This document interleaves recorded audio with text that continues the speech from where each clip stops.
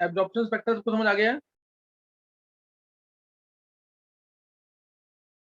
Lines which were missing in the absorption spectra were the lines which will be found in emission spectra of same salt. Of same salt. जो lines miss कर रही हैं absorption spectra में, जो lines absorption spectra में miss कर रही हैं वो उसी की सॉल्ट के एमिशन स्पेक्ट्रा में हमें दिखेंगी। दोनों को कंबाइन करेंगे तो एक कॉन्टिन्यूस स्पेक्ट्रा मिल जाएगा। दोनों को कंबाइन करेंगे तो क्या मिल जाएगा? एक कॉन्टिन्यूस स्पेक्ट्रा। अभी कोई डाउट किसी को?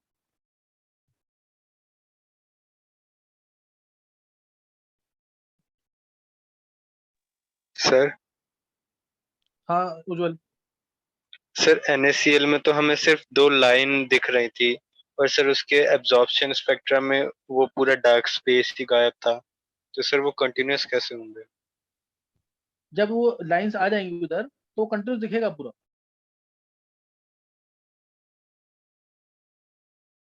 जब उज्जवल इसको क्या कहते हैं हटा देंगे ना, इसको व्हाइट लाइट को डायरेक्ट पास करेंगे तो येलो कलर आ रहा था ना, जैसे वो वैसे ही आएगा। मैंने तभी कहा ना, दो दो लाइंस एक्चुअल में दो लाइंस नहीं है, वो शो ऐसे करते हैं कि हमें यही दिखता है, एक्सपेरिमेंटली हमें दिखता है ऐसे ही।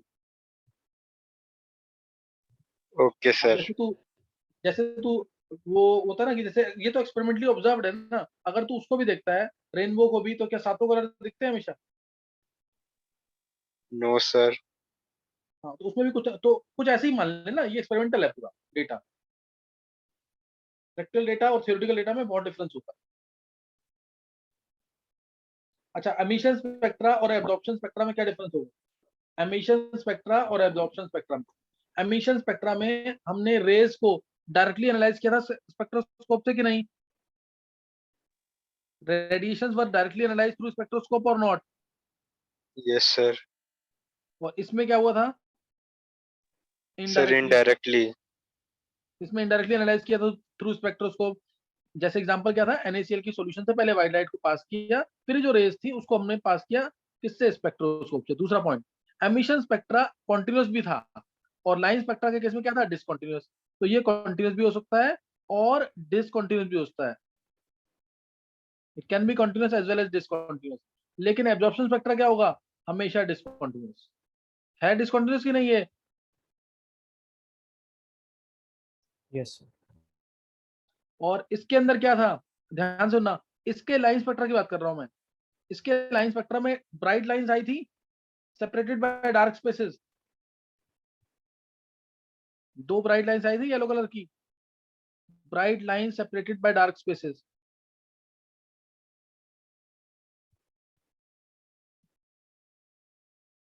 और इसमें क्या आएगा? ये तो पूरा कंटिन्यूस था, बस एक जगह क्या था? डार्क लाइंस आई थी। तो क्या बोलेंगे? It consist of dark space line. ध्यान सुनना, it consist of dark space और dark lines in the otherwise continuous spectrum. In the otherwise continuous spectrum मतलब समझ आया कि नहीं है? It consist of dark space और dark lines in the otherwise continuous spectrum. कोई डाउट?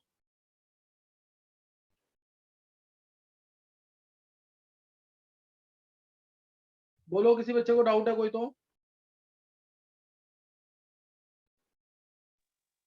सर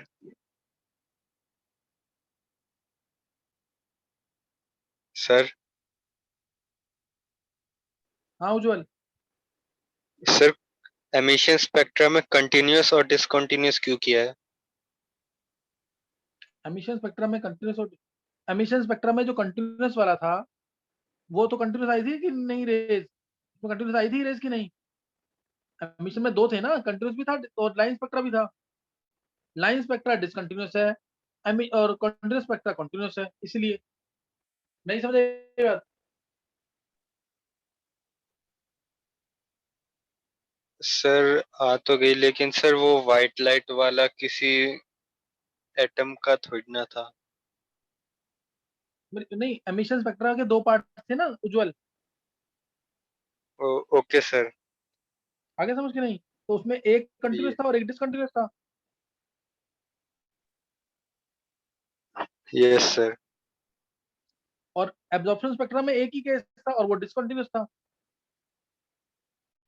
नहीं क्लियर हुआ अभी? सर क्लियर है। चलो नेक्स्ट नोट करना है। Emission spectrum of hydrogen, most important numerical सबसे ज्यादा इसी में से आते हैं। एमिशन स्पेक्ट्रम ऑफ हाइड्रोजन, ये एमिशन स्पेक्ट्रम का ही पार्ट है, हम सिर्फ हाइड्रोजन का कंसीडर करेंगे, of hydrogen, emission spectrum of hydrogen. तो यहाँ पे ध्यान देंगे, इसमें हमने हाइड्रोजन गैस को लिया लो प्रेशर पे डिस्चार्ज ट्यूब के अंदर, H2 गैस ली है इधर लो प्रेशर पे हाई वोल्टेज पे डिस्चार्ज ट्यूब के अंदर, और इससे जो रेज निकली उसको हमने पास किया किससे, जो रेज निकली उसको पास किया स्लिट से पास किया और प्रिज्म पे रिसीव किया। जब प्रिज्म पे रिसीव किया और फोटोग्राफिक प्लेट पे ऑब्जर्व किया, फोटोग्राफिक प्लेट के ऊपर ऑब्जर्व किया, तो यहाँ पे डिफरेंट सीरीज ऑफ लाइंस मिली, कुछ थी जो अल्ट्रावायलेट रीजन में थी, कुछ थी जो विजिबल रीजन थी, कुछ थी जो इंफ्रारेड रीजन में थी। मैं इसी चीज को शो कर रहा हूँ। This is what is called as emission spectrum of hydrogen. जैसे ये पहली लाइंस ये मिली, दूसरी मिली, तीसरी मिली, चौथी मिली, पांचवी मिली और छठी मिली। पहली लाइंस देखो, अब ध्यान से हुआ क्या है इसके अंदर, जब हमने हाइड्रोजन गैस को लिया लो प्रेशर पे डिस्चार्ज ट्यूब के अंदर, लो प्रेशर पे H2 गैस जो है हाई वोल्टेज पे टूट जाएगी और क्या बचेगा 2H प्लस प्लस 2 इलेक्ट्रॉन्स, यानी ये H2 पहले 2H में टूटेगा, H2 का बॉन्ड टूट गया तो 2H एटम मिल गए। अब ये 2H जो है इलेक्ट्रॉन रिलीज करेंगे 2H प्लस प्लस 2 इलेक्ट्रॉन। समझ आया इतना कि नहीं?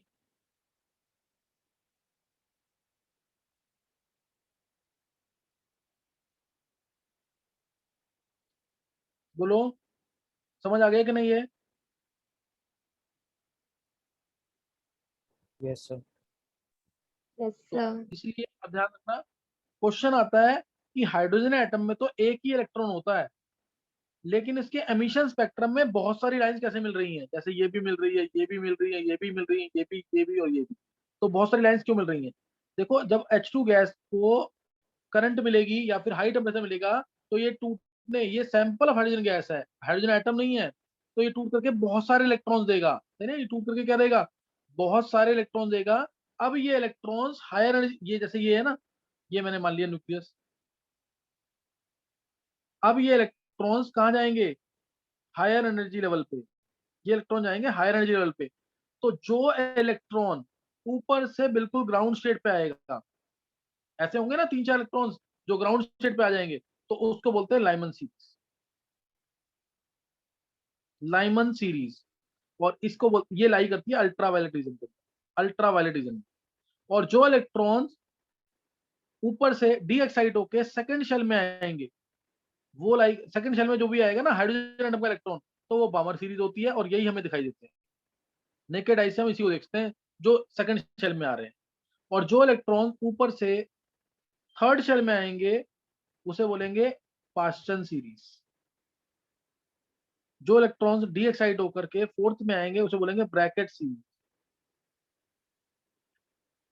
समझ गए कि नहीं है? और जो फिफ्थ शेल में आएंगे डी एक्साइट होके उसे फंड सीरीज।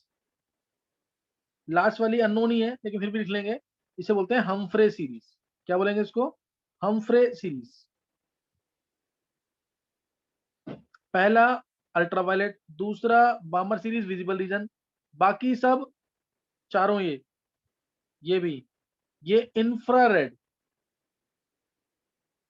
इंफ्रारेड जो बहुत क्लोज है जैसे पास्चन, तो उसे बोलेंगे नियर टू इंफ्रारेड। और बाकी सब किस में आएंगे? फार इंफ्रारेड रीजन, फार इंफ्रारेड रीजन के अंदर। समझ आ गया हाइड्रोजन स्पेक्ट्रम की नहीं? Emission spectrum of hydrogen clear हुआ कि नहीं? सर ये इलेक्ट्रॉन लोअर एनर्जी शेल में कैसा है, एक बार ये बता दो। देख, जब ये H2 gas H2 gas H atom में पहले टूटा, तो ये एक H2 गैस नहीं है, ऐसे बहुत सारे मॉलिक्यूल्स हैं H2 के, ये पता ना अगर। Yes sir. अब ये सारे जितने भी हैं ऑलमोस्ट सभी H2 के मॉलिक्यूल्स टूट जाएंगे किसमें? H एटम्स के अंदर। Yes sir.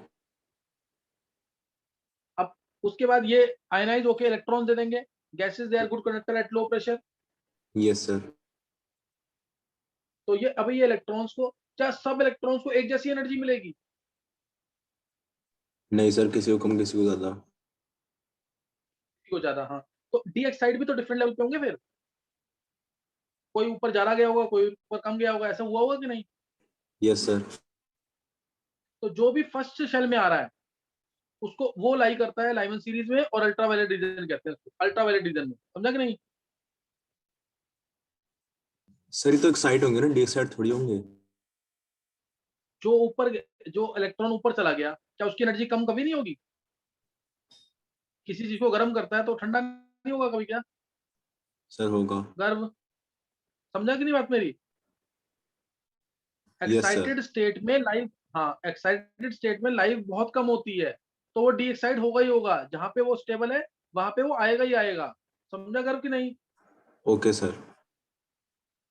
तो अब जब ये डी एक्साइट होगा, तो ये अगर फर्स्ट शेल में आ रहा है तो लाइमन सीरीज बोलेंगे उसको, और रीजन कौन सा होगा? अल्ट्रावायलेट। अगर हाइड्रोजन एटम का इलेक्ट्रॉन सेकंड शेल में आ रहा है तो उसको बोलेंगे बामर सीरीज, और ये हम देख सकते हैं विजिबल रीजन होता है। हाइड्रोजन एटम के इलेक्ट्रॉन की बात कर रहा हूँ, सही ना? हाइड्रोजन एटम के इलेक्ट्रॉन की बात कर रहे हैं। अगर मान ले हीलियम प्लस मैं बोल दूं, लिथियम 2 प्लस बोल दूं, तब जरूरी नहीं है, तब हम वेवलेंथ चेक करेंगे। अगर उसकी वेवलेंथ 380 से 760 नैनोमीटर के बीच में है तो मैं बोलूंगा उसको विजिबल रीजन में है, अदरवाइज नहीं। ये ओके मत सर। बोलना कि अगर सेकंड शेल में आया तो हमेशा हमें दिखेगा। हमें कब दिखेगा? अगर वो हाइड्रोजन एटम का इलेक्ट्रॉन है। एक्चुअल रीजन क्या है इसका, कब दिखेगा? जब 380 से लेके 760 नैनोमीटर की रेंज में है तो ही हम देख सकते हैं, हम नेकेड आई से देख सकते हैं, अदरवाइज हम नहीं देख पाएंगे। गर्व समझ आ गया सारा? Yes sir.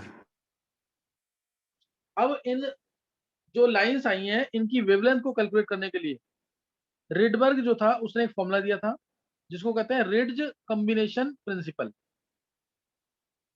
Rydberg's formula.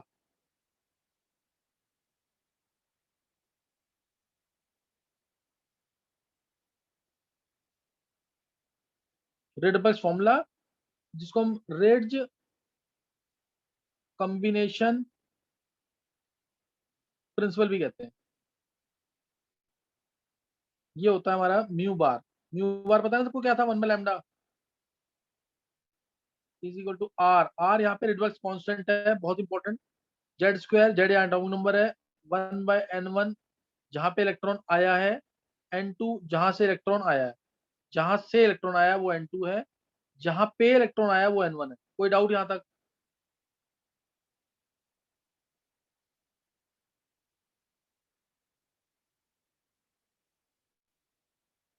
किसी बच्चे को कोई डाउट तो नहीं फॉर्मूले में? ये रिडबर्ग कॉम्बिनेशन प्रिंसिपल है, रिडबर्ग फॉर्मूला तुम्हें याद रखना पड़ेगा।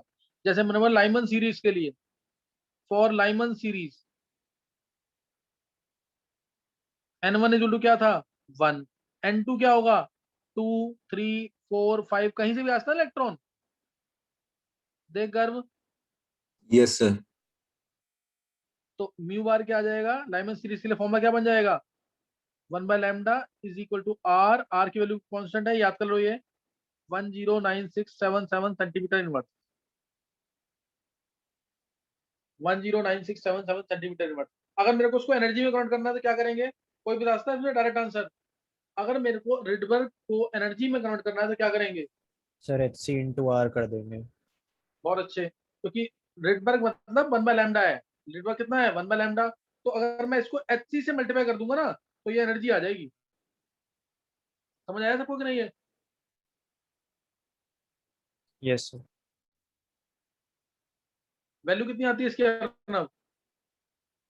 Sir 13.6। Electron volt. Yes sir 13.6 electron volt. चार वैल्यूज है ना, 13.6 इलेक्ट्रॉन वोल्ट, 21.8 इंटू 10⁻19 जूल पर एटम, या फिर -1312 किलो जूल पर मोल, वो देख लेना तुम। आर हाइड्रोजन एटम है, जेड की वैल्यू 1, 1/1 का स्क्वायर -1/n2 का स्क्वायर। ये फॉर्मूला रिड्यूस हो जाएगा लाइमन के लिए। बामर सीरीज के लिए फॉर्मूला क्या होगा? बामर सीरीज के लिए n1 कितना होगा? 2। n2 कितना होगा? 3, 4, 5, 6। नहीं समझ आ रहा?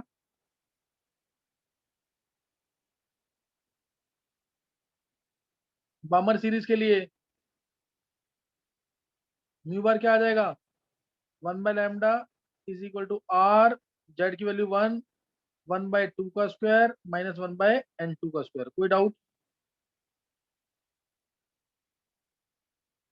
No sir. गर्व समझ आ रहा है तेरे को कि नहीं? Yes, sir. कोई डाउट तो नहीं है? No, sir.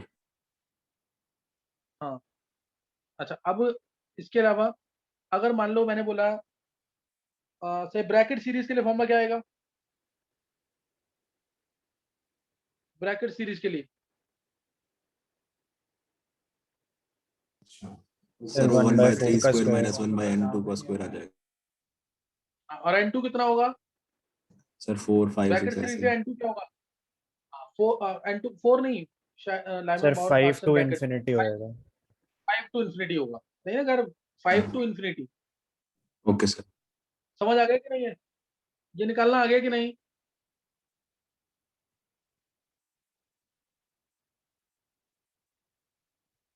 सबको फॉर्मूला यूज करना, अप्लाई करना आ गया कि नहीं? Yes, sir. चलो अब इसमें बताना तुम्हें, अगर मैं तुमसे कहूं कि लिमिटिंग वेवलेंथ के लिए बामर सीरीज में n2 की वैल्यू क्या होगी? लिमिटिंग वेवलेंथ के लिए और मैक्सिमम वेवलेंथ के लिए। सर infinity and 2, वो infinity and 3। ये समझाऊं कि तुमने वीडियोस में देख लिया था? लिमिटिंग वेवलेंथ के लिए n2 will be infinity always, और मैक्सिमम वेवलेंथ के लिए n2 जो है n1 प्लस 1 होगा। ये समझाना है कि सबको पता है? सर समझा दो. देखो, लिमिटिंग वेवलेंथ के लिए वेवलेंथ कम हो, वेवलेंथ कम हो तो एनर्जी डिफरेंस क्या होना चाहिए? ज्यादा कि कम? एनर्जी क्या होती है? एच सी बाई लैम्डा बताया ना मैंने अभी, बता रखा कि नहीं? Energy h c by lambda होती है।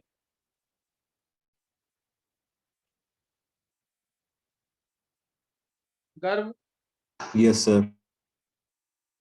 एनर्जी डिफरेंस ज्यादा हो तो वेवलेंथ कम होगी कि नहीं? Yes. तो एनर्जी डिफरेंस ज्यादा कब होगा? एनर्जी डिफरेंस ज्यादा कब होगा? जब इलेक्ट्रॉन इंफिनिटी से आएगा, तभी तो एनर्जी रिलीज ज्यादा होगी या एब्जॉर्ब ज्यादा होगी, होगा कि नहीं ऐसा? अगर n to infinity हो गया तो फिर तो 1 by n1 का square minus 0 हो जाएगा. हाँ, जीरो हो जाएगा, और क्या? देख गर्व, तू ऐसे समझ ले, मेरे को ये कम चाहिए, ये टर्म कम चाहिए, ये टर्म कम कब होगी? जब ये टर्म ज्यादा होगी। Yes, गर्व sir. समझा? ये टर्म ज्यादा कब होगी? जब ये टर्म बहुत कम हो। ये टर्म बहुत कम कब होगी? जब n2 बहुत ज्यादा हो, यानी Yes, इन्फिनिटी। sir. नहीं समझा अब भी? ऐसे कर ले मैथमेटिकली, अदरवाइज मैंने तेरे को बहुत सिंपल तरीके से बताया था। मैंने कहा लिमिटिंग वेवलेंथ के लिए जो n2 की वैल्यू है वो इन्फिनिटी होनी चाहिए। सिंपल क्यों? क्योंकि जितना दूर से इलेक्ट्रॉन आएगा एनर्जी डिफरेंस उतना ज्यादा होगा, एनर्जी डिफरेंस ज्यादा तो लैम्डा कम। Okay, sir. और मैक्सिमम वेवलेंथ के लिए अभी समझ गया कि नहीं?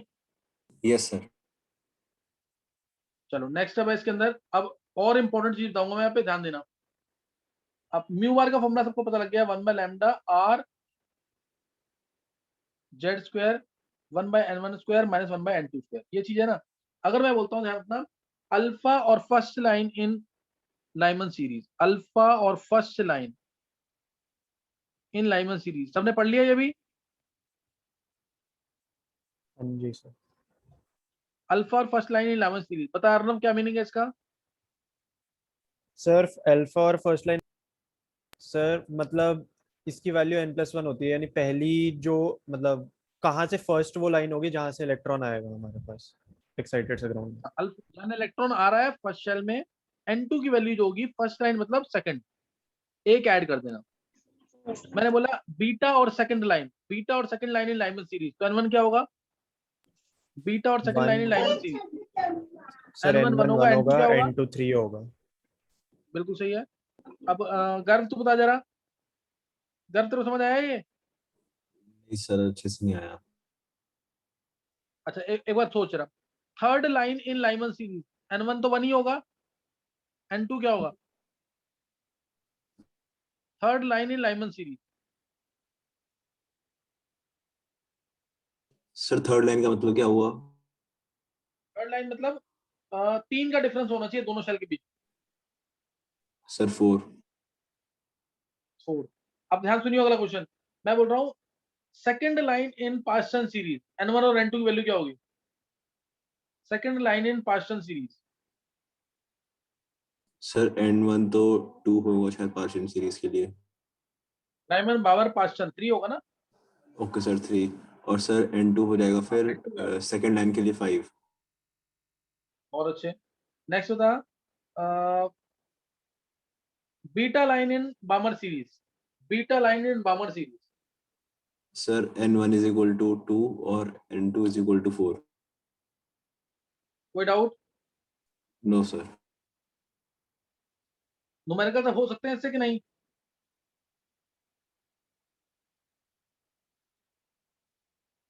किसी बच्चे को कोई डाउट तो नहीं है?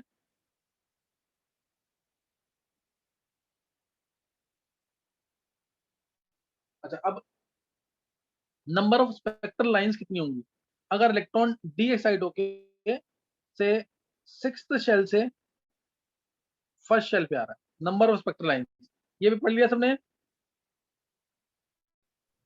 जी सर।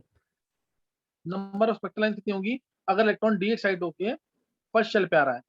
तो नंबर ऑफ स्पेक्ट्रल लाइंस है ना, इलेक्ट्रॉन्स हमारे पास बहुत सारे हैं, वो इलेक्ट्रॉन कैसे भी आ सकते हैं।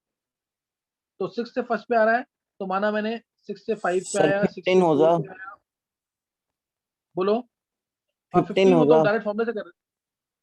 सौरभ इसमें तू अभी ये बता जरा मेरे को, इसमें से कितनी लाइंस है जिसको तू खुद नेकेड आई से देख सकता है, या कितनी लाइंस होंगी जो कि अल्ट्रा वायलेट रीजन में लाई करेंगी, या कितनी लाइंस होंगी जो इंफ्रारेड रीजन में लाई करेंगी, ये निकाल सकता है क्या? Yes sir. कैसे बता, सर इंफ्रारेड रीजन में कितनी है? सर अगर जिसकी सर वेवलेंथ सर अगर 4000 से 7000 से बीच में आई तो आंसर सर बोला वो है नहीं? नहीं सौरभ, मेरे को आंसर चाहिए। इंफ्रारेड रीजन में कितनी लाइंस होंगी?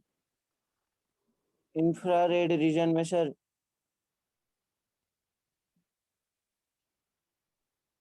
ये आना चाहिए निकालना। ये निकाल रहा है तो फिर सही कर रहा है तू। देखो जरा, 6 से फर्स्ट पे आ रहा है, अगर 6 से फर्स्ट पे आ रहा है, नंबर ऑफ स्पेक्ट्रल लाइंस को बतानी है। 6 से फर्स्ट पे आ रहा है तो नंबर ऑफ स्पेक्ट्रल लाइंस कितनी होंगी? हाँ वेदांत सही है, 6 होंगी।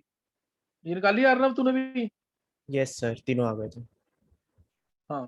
6 से 5, 6 से 4, 6 से 3, 6 से 2, 6 से 1, सारी पॉसिबिलिटी चेक करनी है। अब ऐसे ही 5 से 4, 5 से 3, 5 से 2, 5 से 1, फिर 4 से 3, 4 से 2, 4 से 1, 3 से 2, 3 से 1, फिर 2 से 1। ये पॉसिबिलिटीज है सारी, यही सारी पॉसिबिलिटीज होंगी कि नहीं 6 से फर्स्ट पे आने के लिए? जैसे मैंने एक पॉसिबिलिटी बता रखी, अगर एक ही इलेक्ट्रॉन होता, सपोज एक ही इलेक्ट्रॉन होता, तो 6 से फर्स्ट पे आने के लिए मैक्सिमम वेवलेंथ वो कितनी एमिट कर सकता है? 6 से फर्स्ट पे आने के लिए मैक्सिमम कितनी वेवलेंथ एमिट कर सकता है वो? अगर एक ही इलेक्ट्रॉन है, उसको 6 से फर्स्ट पे आना है, तो मैक्सिमम कितनी वेवलेंथ एमिट करेगा? मैक्सिमम यूनिक वेवलेंथ कितनी एमिट करेगा? 5। बोल वेदांत।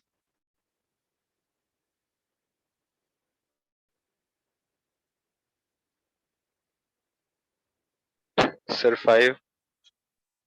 हाँ वेदांत कैसे है आंसर ये? सर उज्जवल।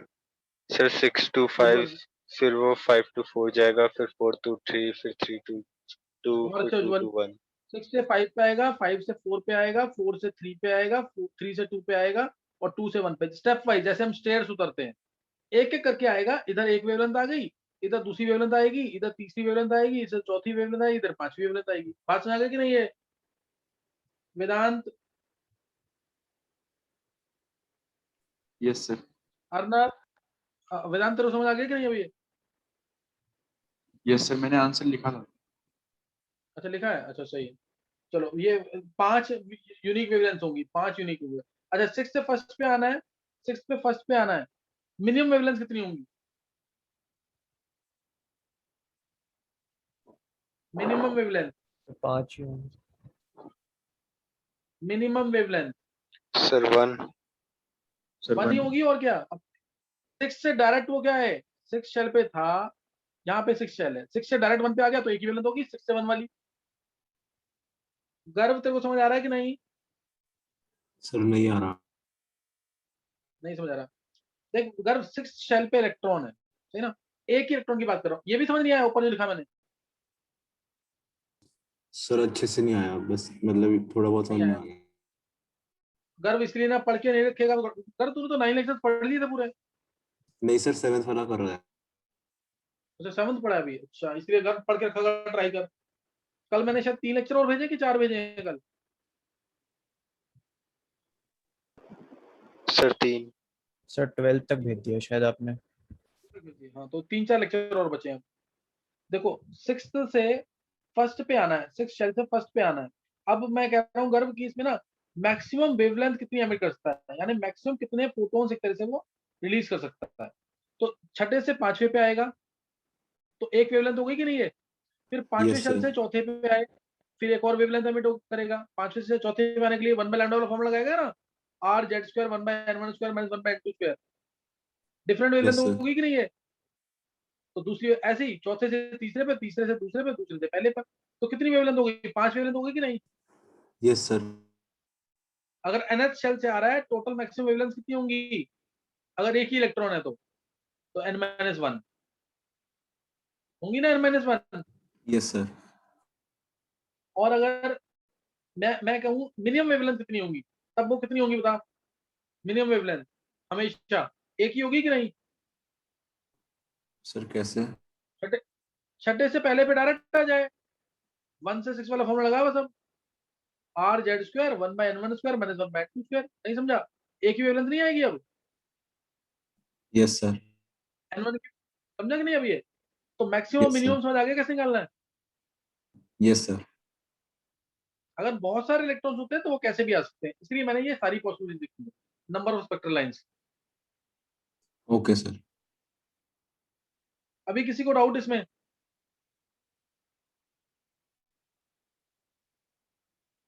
अब डायरेक्ट फॉर्मूला लगाएं। अगर मान लो इलेक्ट्रॉन आ रहा है 6 से सेकंड शेल पे या किसी भी शेल पे आ रहा है, तो डायरेक्ट फॉर्मूला लगाना है नंबर ऑफ स्पेक्ट्रल लाइंस का। तो वो होगा n2 - n1 into n2 - n1 + 1 divide by 2। Number of spectral lines निकालनी है अगर तुम्हें तो ऐसे मिलेगा। एक होता है number of fine lines, number of fine lines. ये पूछा नहीं आज तक लेकिन सुन लेंगे, सिर्फ डायरेक्ट आंसर आता है, एक्सपेरिमेंटल है ये, n1 × n2 होता है, n1 × n2। फाइन लाइन में शैडो होती है, स्पेक्ट्रल लाइन की शैडो एक तरह से, किसी में दिखेगी किसी में नहीं दिखेगी, तो उसका अप्रोक्सीमेट ये फॉर्मूला दे रखा है नंबर ऑफ फाइन लाइंस का, n1 × n2। सर शैडो समझ नहीं आया, मतलब शैडो कैसे इनकी? ये अर्नब किसी चीज की शैडो तो होगी ना, किसी की तेरे को दिख रही है, किसी की नहीं दिख रही है, कोई छुप गई शैडो किसी की, तो वो सर बता बट ये सकता लाइंस है तो कि इमेजिनरी है ना? इमेजनरी, बिल्कुल सर ये बिल्कुल लाइंस रियल में एग्जिस्ट थोड़ा करती है, इमेजिनरी इमेजिनरी चीजों की शैडो इमेजनरी, कैसे हो? इमेजनरी बिल्कुल इमेजनरी। हाँ सर, मतलब मेरा सर फिर क्वेश्चन भी यही था इमेजिनरी कि वो एग्जिस्ट चीजों की कैसे शैडो कर रही कैसे है। होगी? ये अंदाजा लगाया हुआ है सिर्फ साइंटिस्ट वगैरह ने, एक्सपेरिमेंटली ऑब्जर्व किया हुआ कि इतनी दिख रही हैं, ये सब अंदाजा दिख रही है, मतलब कि उनको किसी एक्सपेरिमेंट के थ्रू एनालाइज किया हुआ। जैसे मैंने तुम्हें बताया न्यूट्रॉन्स को एनालाइज किया गया कि उससे प्रोटॉन्स को बाहर निकाला है, डिटेक्टर पे डिटेक्ट किया कि ये 5 पॉइंट चमके हैं, इसका मतलब ये 5 प्रोटॉन्स बाहर निकले हैं। लग रही है वेदांत? सर तो मतलब यस वैसे सर। जैसे कैथोड रेस का आपने बताया था, फैन रख दो पीछे शैडो बन हाँ जाए। कुछ उसी टाइप से, उसी टाइप से शैडो लाइन, शैडो जो दे रखा है ना फाइन लाइंस का। अच्छा अब ये फॉर्मूला अगर अगर मान लो ग्राउंड स्टेट में आ रहा है तो n1 की वैल्यू क्या ले लेंगे? 1। अगर ग्राउंड स्टेट के लिए फॉर्मूला निकालना है तो n1 की वैल्यू 1 ले लेंगे, तो फॉर्मूला बन जाएगा n × n-1 divide by 2। n × n-1 divide by 2। कोई डाउट?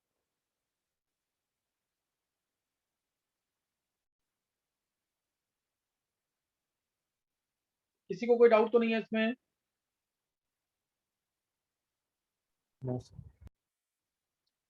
यहाँ तक समझ आ गया सर? स्पेक्ट्रल लाइंस का निकाल, क्योंकि स्पेक्ट्रल लाइन से बहुत अच्छे अच्छे क्वेश्चन बनते हैं, वो मैं तुम्हें करवाऊंगा क्लास में, लेकिन यहाँ तक समझ आना चाहिए, बिल्कुल ढंग से पढ़ा होना चाहिए तब। और न्यूमेरिकल्स इसके सबने किए हैं क्या?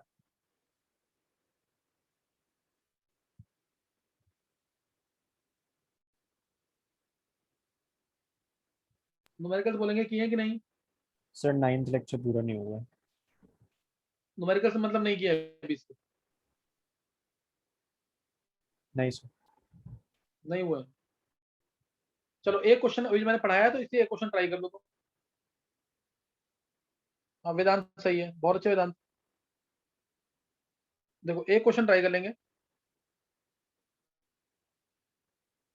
What transition in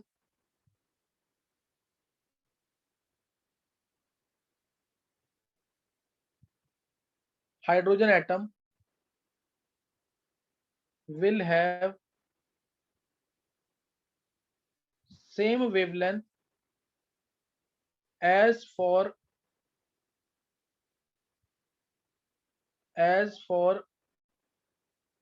Balmer transition in helium plus। ये तो रटा होना चाहिए बिल्कुल क्वेश्चन ही। क्यों? क्योंकि इसको मैं बहुत डिफरेंट तरीके से आगे भी पूछूंगा, देखते हैं कौन सोच पाता है उस केस में। As for Balmer transition in helium plus, helium plus में N1 is equal to 2, N1 is equal to 2, N2 is equal to 4, ये लेना है। अगर हीलियम प्लस के अंदर ये ट्रांजिशन हो रहा है तो हाइड्रोजन एटम के अंदर क्या ट्रांजिशन होगा for same wavelength? Question clear है? एनसीईआरटी में दे रखा है, 91 आईआईटी में आया हुआ। वेदांत निकाला है आंसर कि नहीं? यस सर, ये ओरली कर लिया। हाँ बहुत अच्छे वेदांत, इसको याद भी रखना, अच्छा क्वेश्चन है। What transition in the hydrogen spectrum would have the same wavelength as for Balmer transition N is equal to 4 to N is equal to 2 in helium plus spectrum? 4 से 2 पे अगर हीलियम प्लस में electron आ रहा है तो hydrogen atom में क्या, कहां से कहां पे आएगा इलेक्ट्रॉन अगर सेम वेवलेंथ हो?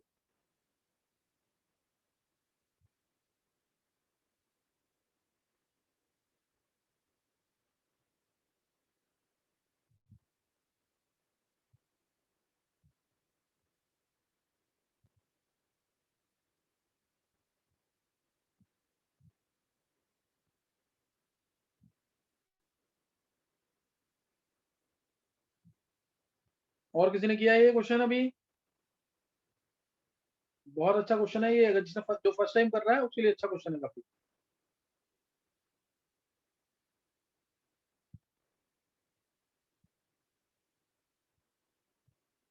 कनिष्क का आंसर क्या है? कनिष्क क्या आंसर भेजा तूने?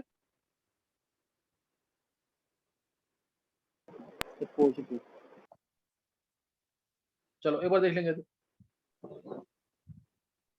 देखो सेम वेवलेंथ बोल दिया, सेम वेवलेंथ का मतलब सेम वेव नंबर भी। अगर लैम्डा 1 और लैम्डा 2 सेम है तो 1 बाय लैम्डा 1 1 बाय लैम्डा 2 भी सेम होगा कि नहीं?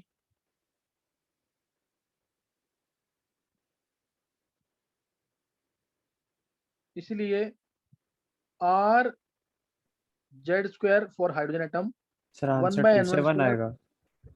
हाँ, R Z square for helium 1 by 2 का स्क्वायर माइनस 1 बाय 4 का स्क्वायर, ये आएगा कि नहीं? यहाँ पे हीलियम प्लस के लिए लिखा है मैंने, यहाँ पे हाइड्रोजन एटम के लिए। तो जेड तो 1 ही हो गया, आर से आर कैंसिल, तो यहाँ पे आ गया, इसका जेड 1 हो गया। 1 बाय N1 स्क्वायर कंपेयर करेंगे तो ही आंसर आएगा, क्योंकि एक इक्वेशन 2 अननोन है। जेड की वैल्यू कितनी है यहाँ पे 4, तो 4 को अंदर मल्टीप्लाई कर दो, 4 है 1 बाय 2 का स्क्वायर माइनस 1 बाय 4 का स्क्वायर। जब 4 को अंदर मल्टीप्लाई करोगे तो क्या आ जाएगा? 1 बाय 1 का स्क्वायर माइनस 1 बाय 2 का स्क्वायर। आ गया ना? गर्व समझ आया तेरे को? N1 1 N2 2,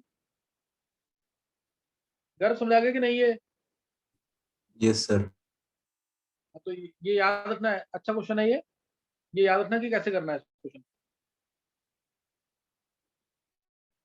अच्छा अब एक चीज ध्यान रखेंगे कि तुम्हारा ना ये जून के एंड में या जुलाई के फर्स्ट वीक में ऑर्गेनिक स्टार्ट होगी, उसमें से कुछ बच्चे तुम में से सिलेक्ट होंगे और वही सिलेक्ट होंगे जो बिल्कुल ढंग से परफॉर्म करेंगे 4 चैप्टर तक, यानी एटॉमिक स्ट्रक्चर, मोल कंसेप्ट और पीरियोडिक प्रॉपर्टीज और केमिकल बॉन्डिंग। वो बहुत इंपॉर्टेंट बैच है। कुछ बच्चों ने लास्ट ईयर किया भी था तुम में से, स्टार्टिंग के 1 मंथ तक किया था शायद। यस तो सर। इसलिए अगर उसमें उसमें कर ली ऑर्गेनिक, वो अभी अप्रोक्सीमेटली जनवरी तक चला है वो बैच। तो जिसने कर लिया उसमें ढंग से, वो फिर मतलब, और ये मान के चलना कि 40% कोर्स उसका हो गया। नेक्स्ट 11 12 की कंबाइंड ऑर्गेनिक है उसमें, 11 और 12 की कंबाइंड ऑर्गेनिक। तो उसके लिए 4 चैप्टर जो है बहुत ढंग से करने हैं। इन चारों का टेस्ट लूंगा मैं, ऑरली टेस्ट लूंगा मैं। क्योंकि ओरल टेस्ट में ज्यादा विश्वास होगा, पेरेंट्स सामने होंगे तब टेस्ट होगा। और ऑब्जेक्टिव टेस्ट भी लूंगा मैं, एक ऑब्जेक्टिव और एक ओरल टेस्ट, दोनों टेस्ट में जो परफॉर्म करेगा वो इस बैच में रहेगा। बहुत इंपॉर्टेंट बैच है, उसको बहुत ढंग से अटेंड करना है, उसका होमवर्क सारा करना है। इस साल जो कर लेगा उसको बहुत फायदा होगा नेक्स्ट ईयर के लिए। और वो जून के एंड में या फिर जुलाई के फर्स्ट वीक में स्टार्ट होगा ऑर्गेनिक का बैच। चलो अब यहाँ तक न्यूमेरिकल्स भेज देना और होमवर्क कर लेना जरूर। होमवर्क मंडे से पहले ट्राई करो कि सारे लेक्चर्स खत्म हो जाए तुम्हारे। 12 लेक्चर्स तक दिया है, किसने कर लिया है अभी तक 9 लेक्चर्स तक? सर एक 9 बार हैंड सर रेज करना, उज्ज्वल 9 है। लेक्चर्स। सर वेदांत वेदांत, कनिष्क, निवृत्ति, हर्षिल, कृष्णा, 6, उज्जवल, 6 बच्चे हो गए। तो तुम लोग आगे भी कर लो और याद जरूर करना। क्लास में मैं सुनूंगा पहले, फिर क्लास स्टार्ट होगी। मंडे तक जरूर कर लेना इसको, होमवर्क भेजते रहना जरूर। Okay, thanks. Thank you.